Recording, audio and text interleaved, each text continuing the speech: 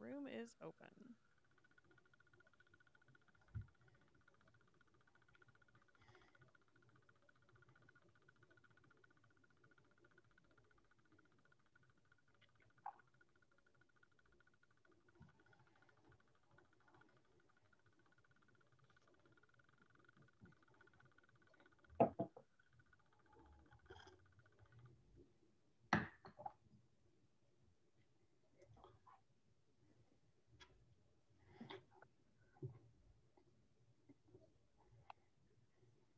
There you are. Well, we will get started because I think we have some folks coming in and we are right about at 8 o'clock. So thank you for joining us. Good morning. My name is Megan Kim. I'm the Executive Director of COSI and a Senior Vice President at the Greater Cleveland Partnership. This is our second day of our newly created Small Business Week, which we put together to really celebrate small business, really help you connect to resources and education and content, and really just make sure that your business can survive this really challenging time and thrive well into the future. So we're glad you're with us today.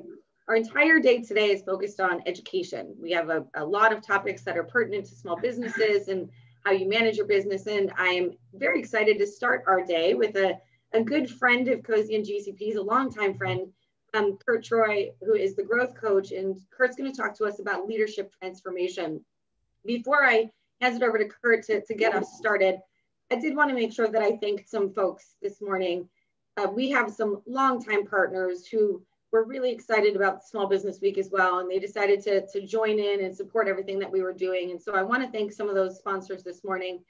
Our presenting sponsors, Medical Mutual, Minutemen HR, 188 Ohio Comp and VSP, and our other sponsors, McCarthy Levitt, Crystal and Liftman, Compass Payroll, Spectrum Reach, Vista IT Systems, Ahola HR Solutions, Eagle Bend Capital Financing, and Get In Gear Business Solutions. So a lot of names, but that's a really, really positive thing because they believe in small business and they want to make sure that they're supporting all of you. And like I said, they've been longtime supporters and partners of both COSI and the Greater Cleveland Partnership. So I thank them. I'm going to introduce Kurt now. Like I said, Kurt is the growth coach. And I know he has an incredible presentation for us this morning, and we will have some time at the end for questions. So if you do have questions, please put them in the Q&A section or the chat, and I will be monitoring those. And then we will ask Kurt those questions at the end of his presentation. So without further ado, Kurt, I am going to hand it over to you to get us started. Well, thank you very much, Megan, and good morning, everyone.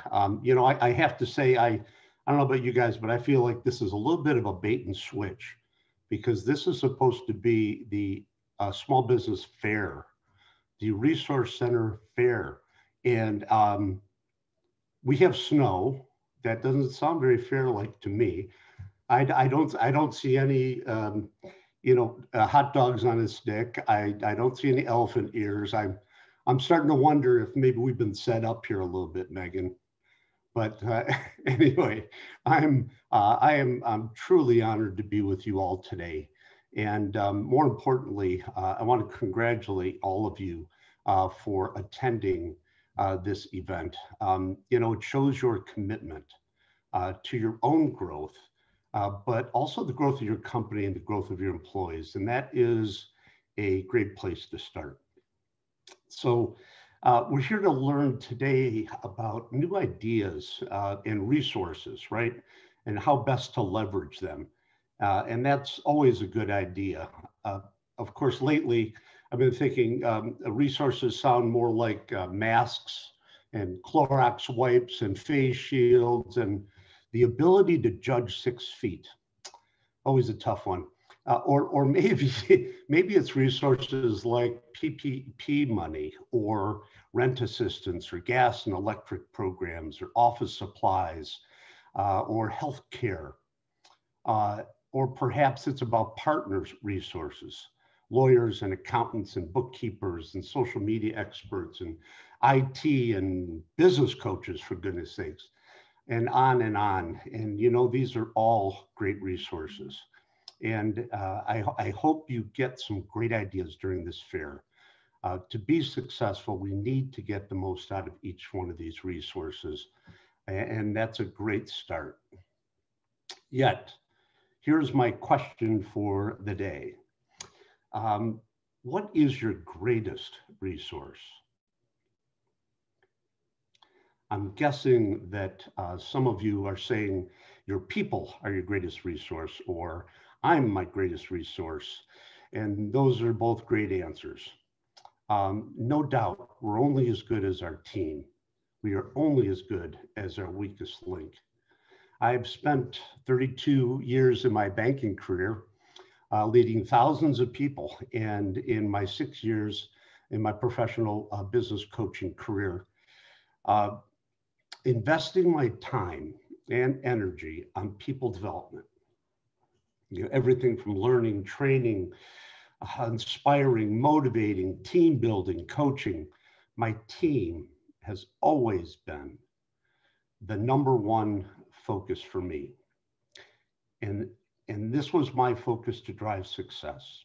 And it has paid huge dividends, both for me and I would like to believe for my team.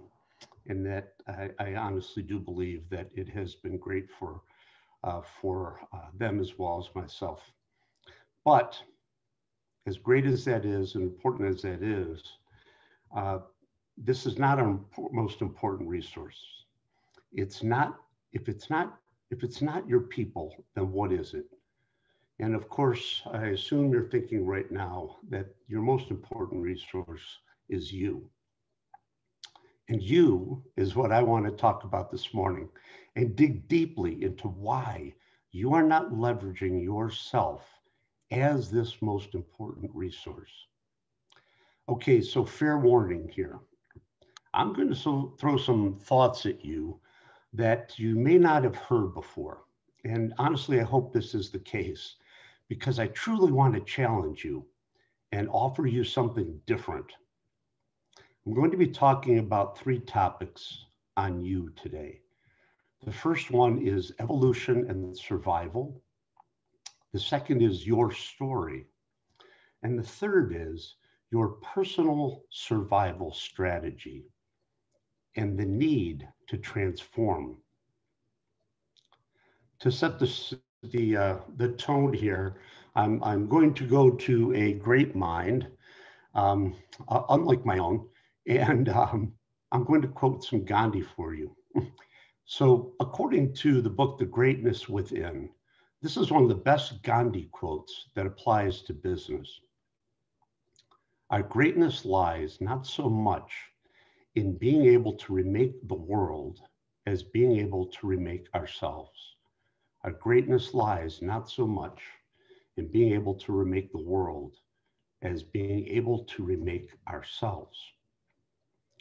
Now, clearly, COVID-19 has brought this necessity to life, truly a new reality. Those who've been unable to remake themselves have understandably struggled during these testing times. If we listen, we can hear it. Statements like, "This is not the way things should be. I shouldn't have to wear a mask. My customers should still buy my products and services. I shouldn't have to change my business. I should be able to be with my customers and my prospects and my friends and my family." Fine. We can be stuck in the conversation above, and we can be stuck in our current circumstances, and we can rationalize and convince ourselves we are right and this is wrong. But where will this get us? Nowhere good, and certainly nowhere great. So the alternative is we can acknowledge these circumstances. We can own them. We can include them, but not allow them to define us or our actions. How do we do this? I'm going to share with you the first steps in, I'll call it the secret sauce, on how to do this, how to remake yourself, as Gandhi says, how to transform and reinvent yourself. This is important. I am not going to try to convince you. I'm not going to try to sell you on these thoughts. This is an offer for your consideration to come along on the ride this morning. However, it is an offer that can change your life. It did for me. It was the most profound learning I ever had, was this transformational methodology that I'll be sharing a snippet, a part of with you today. The basis of this secret sauce comes from one of the foremost authorities in the world on transformation. Her name is Tracy Goss, and her book is called The Last Word on Power. Tracy Goss, The Last Word on Power. I've been working with Tracy for the past 10 years and am certified in this transformational methodology. Obviously, I'm pretty excited about it. So let's get into it. 3 things: evolution and survival, your story, your personal survival strategy, and the need to transform. In this transformational methodology, the words that Tracy uses is your winning strategy, your survival strategy, your winning strategy. We'll get more into that. So let's go to evolution and survival. We inherently understand evolution and how it's driven by the need to survive, to exist. Now, no worries, this is not a conversation about evolution versus creation. But we easily see how extraordinary evolution has taken place in the animal kingdom. Animals have evolved to survive in their environment, in their ecosystem, survive from predators, and to be predators themselves. In order to happily exist, they have evolved. And in order to avoid threats, they have evolved. Often, these evolutions have been extraordinary. I'd ask you right now to think of an animal that you feel has evolved in an amazing way to survive. Just take a moment. What comes to mind? Hopefully you have one in your mind, and as you think about it, it's like, yeah, I guess that's pretty amazing. What life they need to create and what they want to avoid has driven these evolutions. Here are a few animal survival techniques that occurred to me, and I thought I'd share some of them with you. But you think about the bears and the groundhogs who actually are able to slow down their heart so they can hibernate. Now, wood frogs, you might not know this one. They actually stop their heartbeat entirely. Remarkable. The platypus, yeah, probably not one you thought of. Not fully appreciated, the platypus, but they are high tech. They actually use electroreceptors to find prey. They swing their heads side to side and sense any change in the electric field. And then they know that their prey is there. And then they sting their prey with a jolt from their tail. So, that cute little platypus is pretty rough customer. Here's an interesting one, the carpenter ant. When under attack and they know that they're going to lose, they go out on their own terms and explode. I've never witnessed this, but this is what they say. And then there are the birds. The Arctic tern. It migrates 25,000 miles from the Arctic to the Antarctic. It's incredible. And of course, the list goes on and on. The chameleons, the fish in the deep of the ocean, the zebras.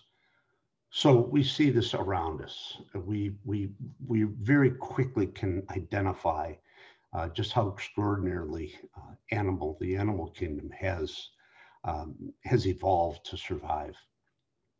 Keep that thought in mind. Now, from the animal kingdom to humankind. To save some time here, we're going to pick up humankind at the time of the Homo sapiens. So during the time of dramatic climate change, this is 300,000 years ago, Homo sapiens evolved. They gathered and hunted food, and they evolved behaviors that helped them respond to the challenges of survival in unstable circumstances and environments. And they had developed large brains. How did they survive? Not only did they make tools, they also specialized them into a variety of smaller, more complex and refined tools, including stone tools and fish hooks and harpoons and bows and arrows, spear throwers, sewing needles. They were nomadic hunters and gatherers. But just 12,000 years ago, of that 300,000 years, they made the transition to producing food and discovered that they could control the growth of and breeding of certain plants and animals, which led to farming and herding of animals. As humans invested more time in producing food, they settled down. They created villages. They created towns and cities. Bigger brains allowed for these advances, pardon me, and also led to music, to art, to personal adornment, to rituals, and a very complex symbolic world. And importantly, to interact with each other and their surroundings in different ways. In short, they created, they transformed to survive and thrive. But this transformation had unintended consequences. And I want you to please remember that term, unintended consequences. And these unintended consequences were for other species as well as for themselves, which of course then created new survival challenges and new requirements to evolve. And the evolution continues and will always continue. So at this point, you're probably thinking, okay, Kurt, interesting history lesson. What does this have to do with me and my transformation? Well, the evolution, which started way back then and continues today, has created what's called the survival master paradigm. The survival master paradigm, a paradigm that all humans share. All humans share this one large survival paradigm. So what's a paradigm? We've heard it used many times, but by definition, the sociological paradigm is defined as a fundamental picture of society, concept, structure, and society dynamics, which has been more or less accepted by all. So it's kind of like, this is the way it is. Now, the survival master paradigm is a paradigm of which each of us shares our own personal version, which in this transformational work is called our winning strategy. Our winning strategy is our own personal survival strategy. So let's see if I can handle the technology and just give you a glimpse of this survival master paradigm.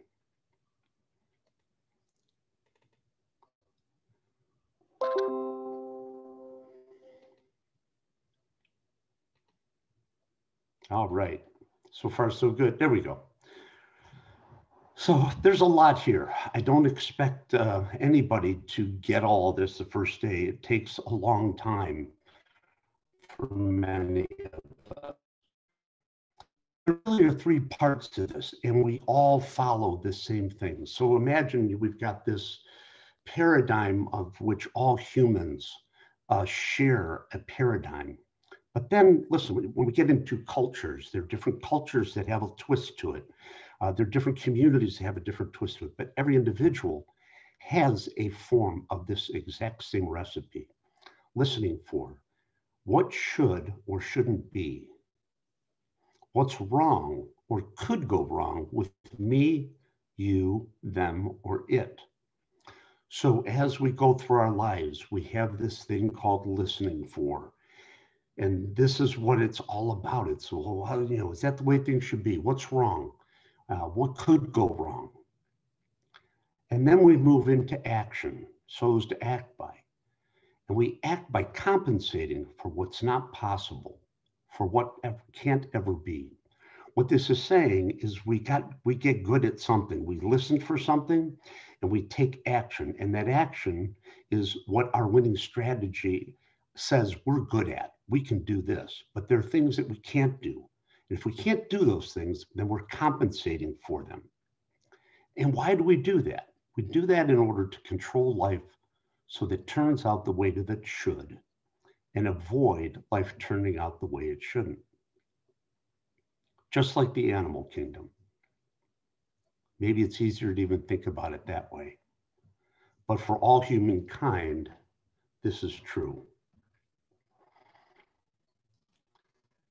And let's get rid of that for a second.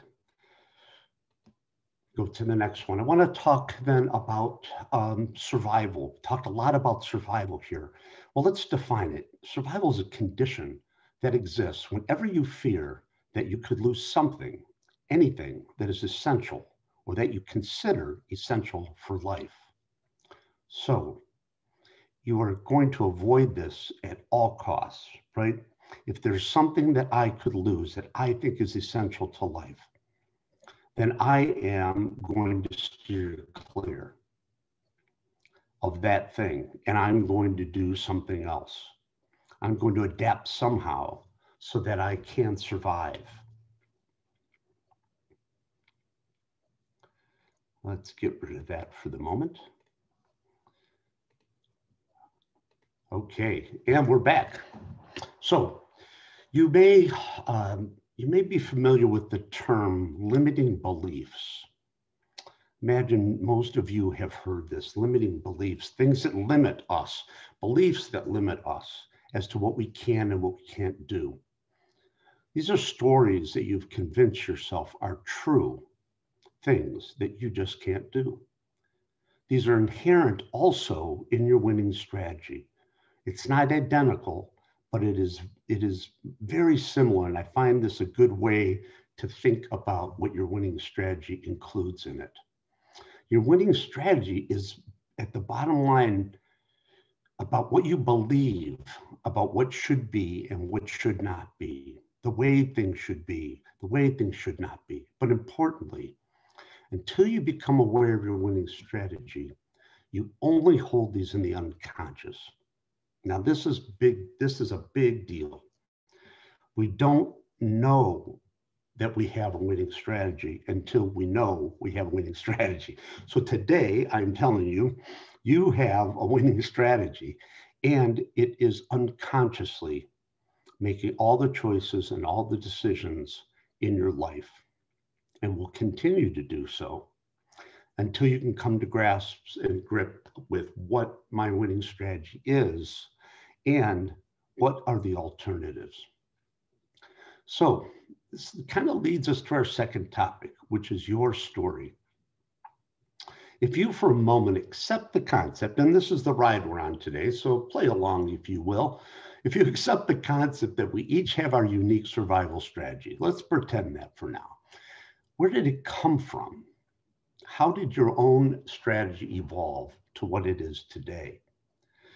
Have you ever written down your life story? If you haven't, I encourage you to do so. It is powerful and revealing. If you were to take this on, how might you go about it? It sounds daunting, doesn't it? Write my life story. Well, there are a lot of options, but most people who have done this say that they just started to write and it pretty much wrote itself. It just kind of flows. If you decided that you wanted to have more of a recipe on how to do this, another way to think about it is to kind of break it down into chunks of your life. Start with that time period as a child and maybe up through junior high. And then the next chunk might be your high school years. And then it might be after high school, either college or your first job out of school. And then after college or your first job to the present.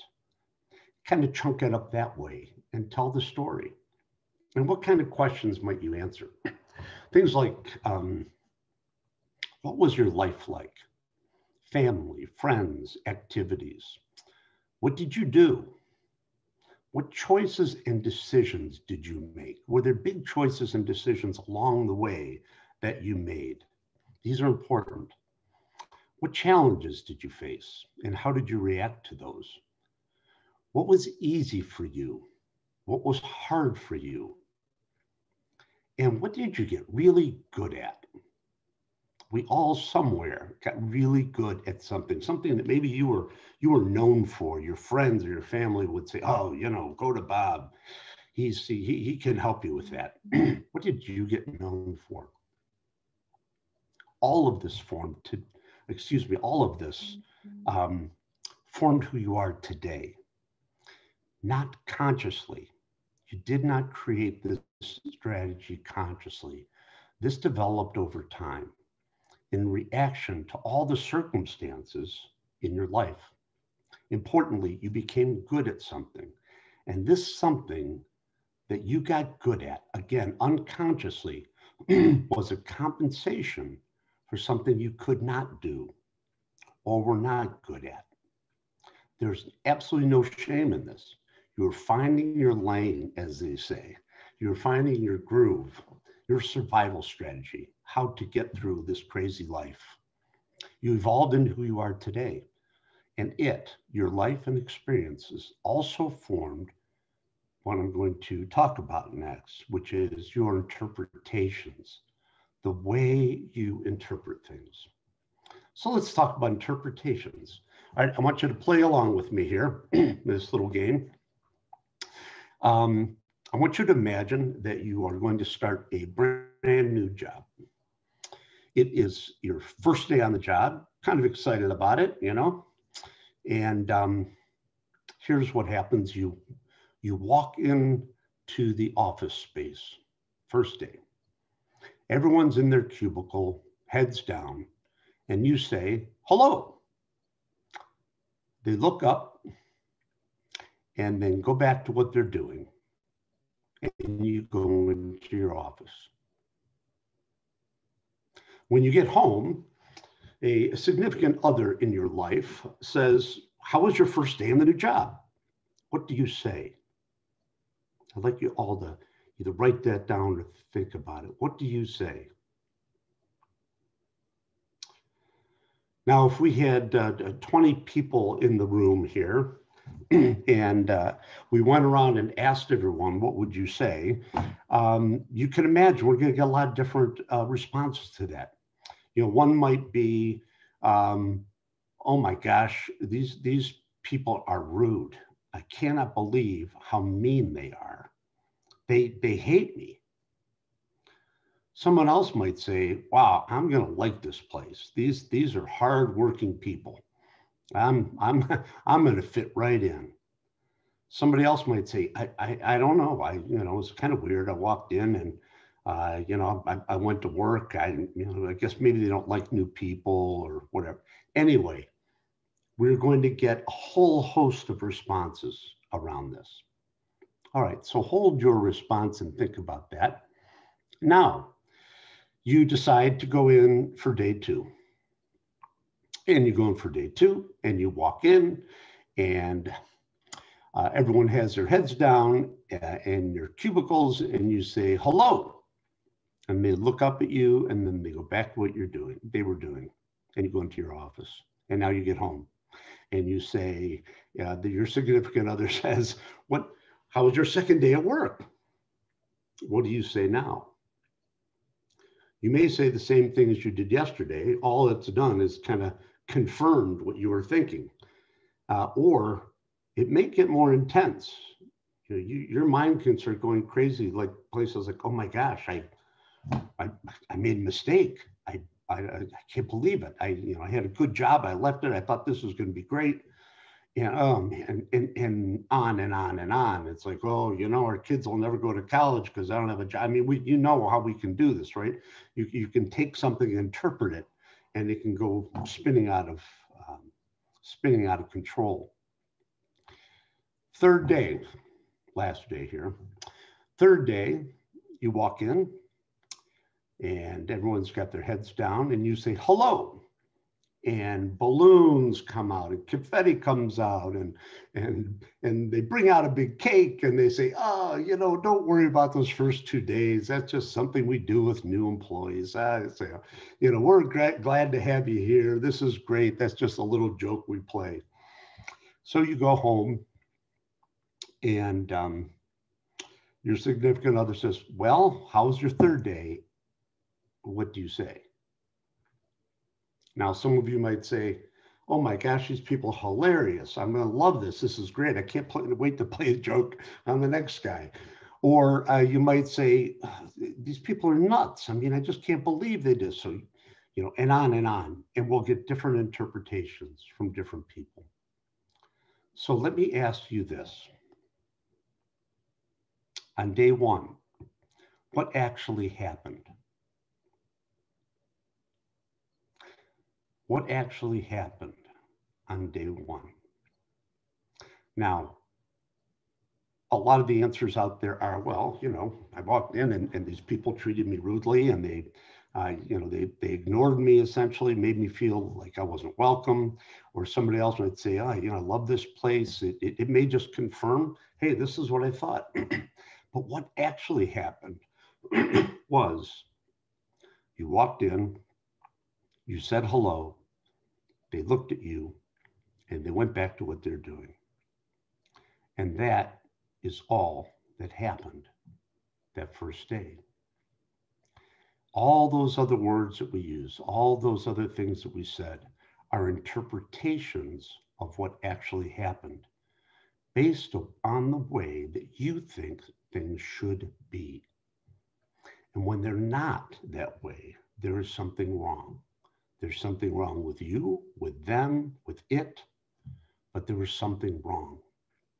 So I want to take a look at this because this is just a critical point in what drives us all crazy. And I will tell you that interpretations are the source of all of the stress in our lives. That's a big statement. Interpretations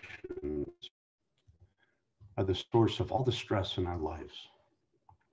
This is the human condition, this universal human survival strategy, if you will, a paradigm we're talking about. So something happens, okay? So that's in the present, that's right now. You assign meaning. We can't help this as human beings. We assign meaning to things based upon our past, based upon our experiences. We say, this happened, this is what it means. It's uncontrollable.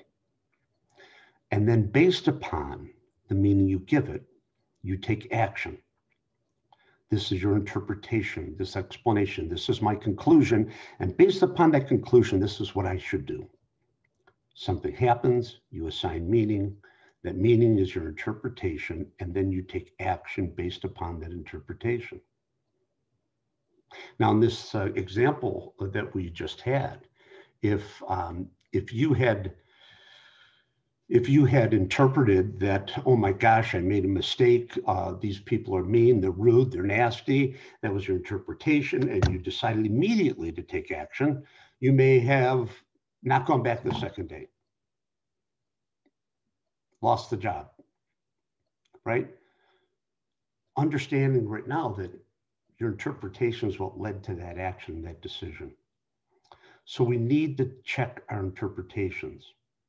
Somebody said something to me, or somebody looked at me weird, or the smallest things, everything we interpret, we give meaning to it. And then we take action based upon the meaning. This is a whole day we could talk about interpretation, but I ask you to consider that. Now, number 3, your personal survival strategy and the need to transform. So this personal strategy is your winning strategy that I mentioned earlier. You and I now all have an MO, right? A modus operandi for survival. A mode of operation, our own unique version of the survival human paradigm. Like the animal kingdom and the early Homo sapiens, you unconsciously figured out how to survive. but also to thrive. Now, it's called a winning strategy simply because it has worked. You have survived. You are here. So is it a bad thing? It is not a bad thing. It's important for us. It's important for us to use our survival strategy. But survival has a continuum. On the low end of survival, you're breathing. Literally, you're surviving. On the high end is success, which is great. So whatever your winning strategy and survival strategy is, it's working to some extent. That's okay. So this is good news, right? You can not only survive, but you can actually be a little bit successful with your winning strategy. But there is also bad news. And perhaps there's very good news. Just like early mankind, the survival strategy has unintended consequences. Remember, I asked you if you could please remember the unintended consequences of evolution. Your winning strategy has unknowingly put you in a very small box. It's a box where you can survive, you can have some success, and you can avoid those threats or those things that you see as threats. Your winning strategy started to take form very early in life, somewhere between 3 and 5 years old. Then it became cemented into your being in your high school years or shortly after that. Again, this happened unconsciously. You did not create your winning strategy. Your winning strategy created you. It has driven and still drives all of your choices, all of your decisions, all of your actions. Ultimately, so that you think that you can control life so that it turns out the way it should and does not turn out the way that it should not. I know, heavy stuff, right? But I have some tough news for you. Life does not turn out the way it should. Life does not turn out the way it shouldn't. Life turns out the way it does. I think that COVID-19 is a powerful example of this. No amount of you or me trying or planning with our successful winning strategies could avoid the circumstances of COVID. If for the moment you accept that life turns out the way it does, then why do we play so small? Doing only that which our winning strategy will allow us to do. Living and being only in the small box allowed by our winning strategy. Why do we have such a hard time truly answering the Spice Girls question? You know the question, right? Tell me what you want, what you really, really want. That's the Spice Girls question. The answer is because our individual winning strategy defines for us what is possible.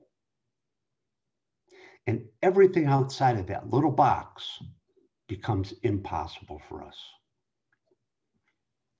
The best our winning strategy can give us is continuous improvement. Improving on something that already exists. Makes sense, right? You can't improve something if it doesn't exist. So this is improving something that doesn't exist. And continuous improvement is great. But we're only able to improve those things that are in our little box. It's not a bad thing, but it is so limiting. Continuous improvement also has a spectrum, right? It starts here. I have something, I want to make it a little bit better. That's great. And then maybe we have a breakthrough or even a paradigm shift. And that's all fine. But it's still just an improvement on something that already exists. But it is not the creation of something new. Creation of something that can't be improved because it doesn't exist yet. Your winning strategy will not allow you to think that way. Now, listen, I'm sure that people have had many ideas and this and that and that. That is quite different from a transformation of who you're being and creating a future. So, Winning strategy defined. Your winning strategy defines your reality. It defines your way of being and your way of thinking. It focuses your attention and it shapes your actions. It determines what's possible and what's not possible, or what's possible and what's not yet possible. Let me give you an example of limits. You're probably saying, all right, I get it. Maybe I buy in the fact that, I have the survival strategy, but I don't get how there's a limit. I don't get this small box and why there, so much opportunity outside of that. So let's take a little poke at that. So if you wanted to be engaged, let me back up here. If you want to avoid, let's say that, remember we said there's something that we want to avoid. There's something that we feel is so important to our lives and survival that we will avoid it. It is a threat to us. So if you want to avoid being engaged in conflict, what are the potential consequences of that? If at all costs you avoid conflict, what are the potential costs of that? If you want to avoid being a failure and a disappointment, what are the potential consequences to that? If you don't want to be, and it is like the worst thing in the world, I will not be a failure and I will not be a disappointment, then what do? Well, we take on things that we know we can do. And we never take on anything bigger than that, because if we did, we've got the potential of failure and we're going to avoid that. If you're afraid to be discovered as a fraud, this is a hard one for us to say, but we all have some of this in us. Afraid to be discovered as a fraud. What are the potential consequences to that fear and living your life unconsciously of that fear? What kind of actions do you take just to make sure that that never happens? Or what kind of stress do you create in your life to make sure that that never happens? Hold on here, I think I dropped a plug. All right. Sorry about that. So there are as many avoiding threats as there are people on this call. We all have our unique winning strategy, as I said, although some may be very similar. You could have 100 people on the call and some of you will have derivations of something similar, but they're all going to be unique. Now, consider this. Major league pitchers can throw a baseball over 90 miles an hour, some of them 100 miles an hour. If someone threw a baseball toward you at 100 miles an hour, what would you do? Probably jump out of the way because it's a threat. But for a Major League Baseball hitter, they see this fastball as an opportunity because they have a different relationship with a fastball. Same fastball, different people. Only difference is one sees it as a threat, the other sees it as an opportunity. There's a winning strategy in there. Just like in your winning strategy, what comes at you as a threat can also come at you as an opportunity. But you need to change your relationship with this threat. When you can do this, you will start to see what is outside of your little winning strategy box to truly understand what that is. So what's a person to do? Here are my thoughts. First and always first is awareness. So very important to get in touch with, to learn about what your winning strategy is. Writing your story will start to give you good clues as to what this is and how it was created. Second, I would recommend get clear on what you're good at. Sometimes we just go through life and we're just good at something. We never really think about why that is. But, what is it that you're good at? Was it developing relationships? Was it helping others? Was it analyzing details or being a great student or enjoying competition or music or art? What's your MO? What's your modus operandi? Third, there's nothing wrong with whatever your MO became, what you got good at. Now look at what this is and answer what this was or what this is compensating for. What you got good at was to compensate for what was not possible, or more importantly, what your winning strategy defined as impossible for you. So I got good at this because I couldn't do this. This starts to give you a look into your winning strategy. And fourth, if as you dig into this and you become intrigued and want to learn more about it and how to truly unleash your power, to define your winning strategy, read the book, The Last Word on Power by Tracy Goss. And if you decide to get the book, it's on Amazon, of course, read through the first 3-4 chapters. This is going to give you a really strong foundation. And then don't hesitate to contact me if you want to talk about what it is that you read. But for today, I challenge you to look at your current circumstances. Only one example being COVID, because we have many circumstances in our lives. Are you allowing these circumstances in your life to control you, to define you? The alternative is, whatever the circumstances, is to acknowledge them, to include them, but do not allow them to define you. The bottom line is this: you have a choice to define your relationship with whatever those circumstances are. So evolution and survival. You evolve to survive. Your story, you'll start to see a theme appear. Your personal survival strategy and the need to transform your winning strategy. And your winning strategy is defined for you what's possible and not possible. It keeps you in a small box.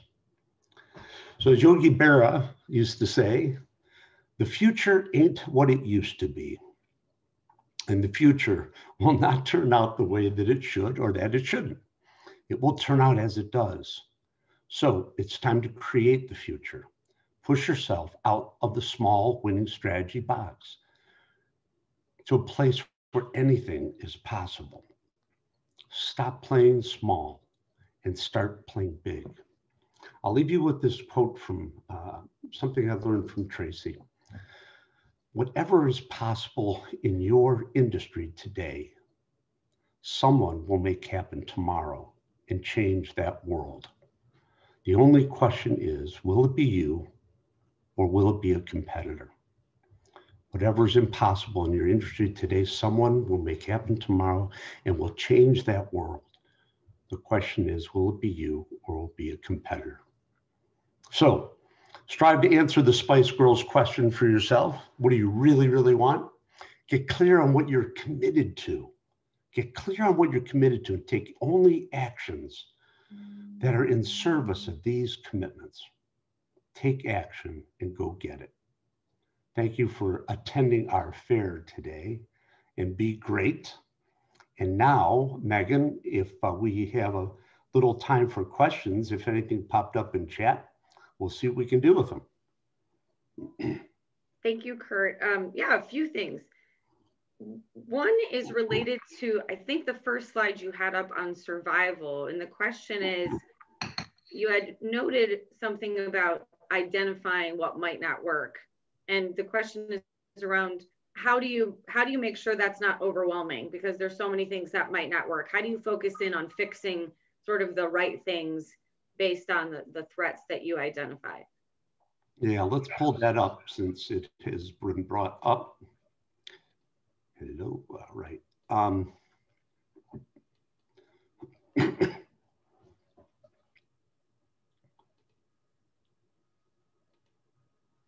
is. All right. Yeah. So what won't work? So this is not the slide we want. There we go. All right, so what would not work? What wouldn't work? I'm trying to see, maybe this is, I think it's maybe related this is to the that. first section. The Yeah, I less think of it's control, related less to of preservation. yeah, to the what's wrong or what could go wrong. The question is around how do you decide what to focus in on, where there could be so many things that could go wrong, where maybe that becomes overwhelming, and how do you focus in on the right things to address? Okay, yeah. So here's the, you know what, you're going to love this answer, because you can't, you don't even know this is happening. In this first step, remember, this is happening unconsciously for you right now. So you're not even thinking about what's wrong or could go wrong with me, you, them, or it. What I'm saying is that that's happening. To each one of us right now, I guarantee you this is happening. What should be or shouldn't be is important. You know, we grow up with shoulds. These are our interpretations. Interpretations tell us the way things should be and the way things shouldn't be. And then what's wrong or could go wrong with me, you, them, or it. In other words, if something's not the way it should be, then, all right, what's the potential risk here, right? What could go wrong here? And will it go wrong with me? Will I mess up? Like, all right, I'm going to do this talk today. You know, what shouldn't be? Well, it should be perfect. I should, you know, everything should be perfect. Well, then what's wrong? What's wrong or could go wrong? Well, let's see. What could I do wrong? You know, maybe I'll lose my notes. You know, or I'll get confused with my notes. Or it might be the technology won't work. We had a snowstorm. Oh, the technology isn't going to work. You know, or maybe it's so the people are just not going to like me. But the brain automatically goes to these places. What's wrong? What could go wrong? And then it's, all right, what can I do? How do I compensate for that? What do I take action? What's my action? Well, if my action is to, all right, I'm going to make sure nothing goes wrong, then I am going to do everything possible to make sure that that doesn't happen. And why is that? Because I want to control the way life turns out. I want to make sure that it turns out the way that I think it should, and that it doesn't turn out the way it shouldn't. I don't think I should bomb on this call, right? So I'm going to do everything I can to make sure that that doesn't happen. The important thing is that everybody has their own version of this. It all follows the same recipe, the same formula, but we all have our own unique version. And this is what we want to get in touch with, because once we know this, then we can dismantle it and we can live outside of it. Great. Thank you for that answer. The next question, I think, was related to your baseball analogy. How does someone change their relationship with the threat? How do you go about changing your relationship with the threat? Yeah, what a great question. This is a practice. Now, interestingly enough, we can use baseball as this analogy. I know it's always dangerous to use sports analogies, but how did the major league hitter get good at hitting 100-mile-an-hour fastball? Okay, they might have some natural talent there, but they had to practice. They had to practice. And they had to figure out what that practice looked like. Well, I want to gain strength. I want to do some exercises for quickness, for my bat speed. I need to hit 10 million baseballs that are coming at me so that I can get there. So let's now say, all right, we're not talking about baseball. We're talking about something else. We're talking about something else in your life that you're just not good at, but you want to change your relationship with that thing. You say, all right, I want to change my relationship with playing guitar. All right, we'll just take a simple thing. Well, it's not simple, let's say, yeah, I always wanted to, I could never do it. I have a guitar, it's sitting here, but I just don't do it. All right, you agree on a practice that you're going to commit to. You say, I'm going to play it 15 minutes a day, every day, or 5 days a week or whatever. And you start to break that down by building a different relationship with that. Here's the thing. What's going to happen, and I'm getting a little deep here, is that there are going to be times when you are not going to fulfill that promise to practice. And those are important times because you need to ask yourself, why? What in my winning strategy is stopping me from doing that? How am I rationalizing that? There is something there then that will give you a deeper understanding of why you're avoiding things, why there's some things you're going to take on. It's like, well, now wait a minute. And just an example. Well, you know what? I'm not going to really take this practice that I agreed to seriously because I really don't think I'm ever going to be able to play. And if I commit myself to it and I really try my hardest and then I can't play, I'm going to really be disappointed.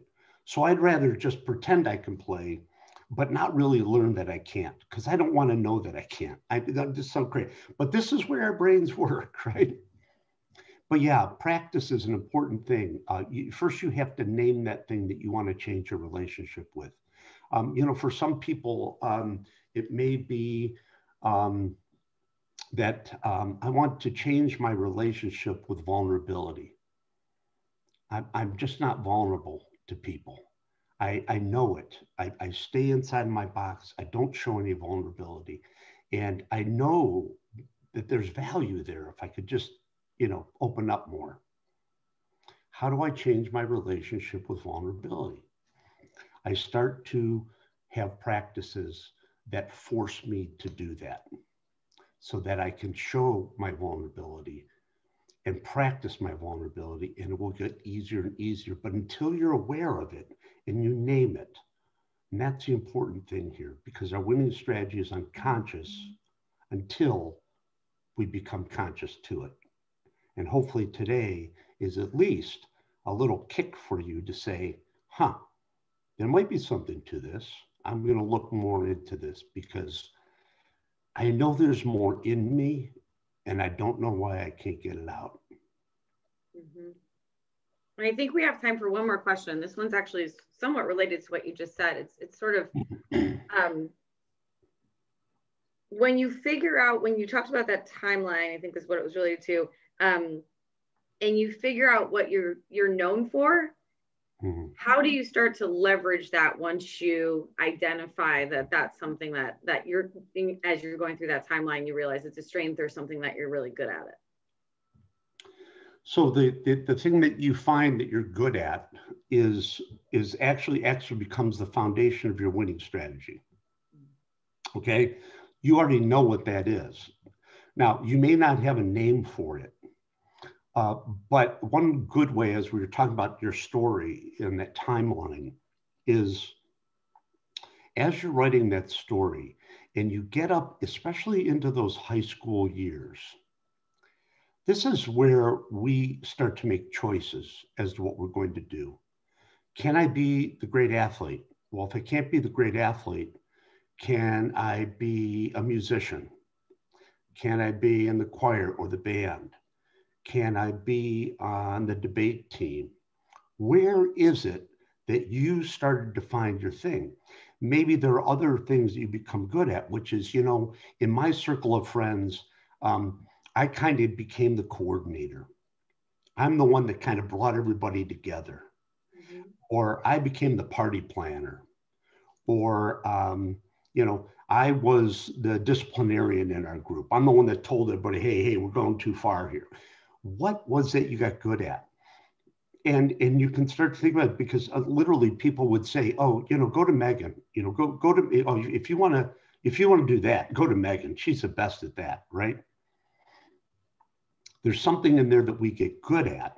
That then becomes a part of our MO. That then becomes an important part of our winning strategy, because that's how we get things done that we can't do in other ways.